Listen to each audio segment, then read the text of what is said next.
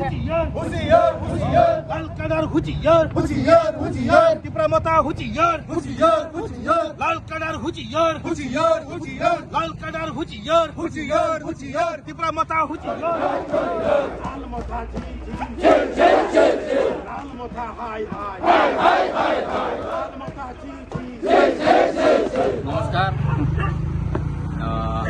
Media পার্সনকে।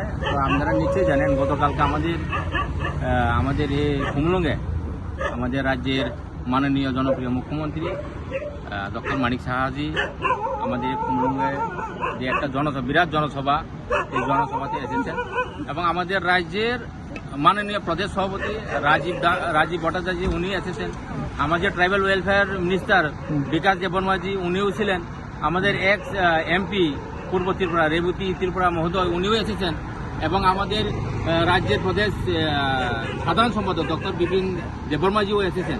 তো আমরা সবাই রাজনীতি যেহেতু আমরা করি, আমরা সবাই একসাথে আমরা যারা ভারতীয় জনতা পার্টির সৈন্য হয়ে আমরা যারা এসেছেন এই জায়গাতে সবাই আনন্দ বুক করে প্রায় 113 পরিবারের 482 জন ভোটার ত্রিপুরা মতার থেকে, বিশেষ করে ত্রিপুরা মতার থেকে আমাদের পার্টিতে যোগদান করেছে।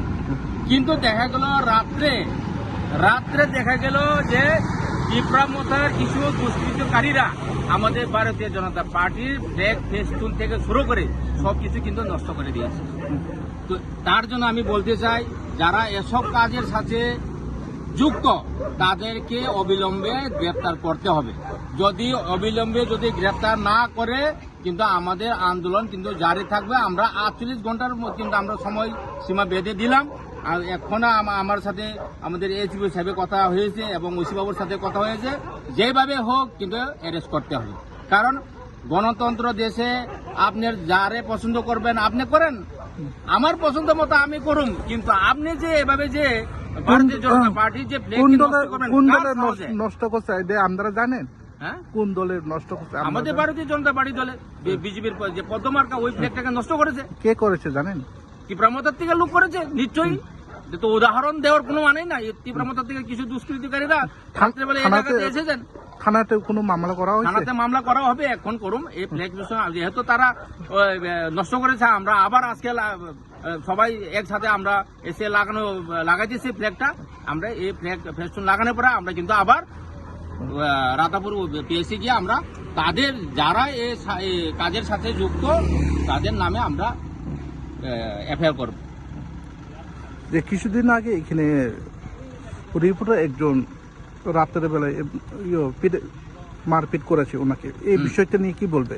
অ্যাকচুয়ালি এই বিষয়টি নিয়ে তো গতকালকে এফআইআর হয়েছে। নিশ্চয়ই যেভাবে আইনের প্রসেস আছে ওই প্রসেসের মাধ্যমে হবে, কিন্তু যারা এই কাজের সাথে যুক্ত আমার মনে হয় এটা ঠিক ভালো হয়নি। আর খুব সম্ভাবনা আমি শুনেছি 11টা থেকে 11:30টার দিকে ওই লোকটা এসেছে। ওই লোকটা কে ছিল এটা আমাদের কাছে পরিচয় নাই। তবে রাত্রে 11টা-12টার দিকে যদি কেউ আসে তাহলে নিশ্চয়ই ওই জায়গাতে মধ্যে কোনো না শুনছি নেশাগ্রস্তর মধ্যে আছে। তো নেশাগ্রস্ত যদি হয়ে থাকে, কেউ যদি ফ্ল্যাগ ফেস্টুন লাগিয়ে থাকে, উনি আসলে কথা বলার না বললেই ভালো হতো। কারণ উনি নেশাগ্রস্ত মানে হে নিজেই জানে না, হে নিজে হুঁশ নেই, যে মার খেয়েছে ও হুঁশ নেই ওই হিসাবে। ওই আর যেহেতু আইনের প্রসেস আছে, এফআইআর হয়েছে, দেখা যাবে কি হবে, আইনের প্রসেস চলবে।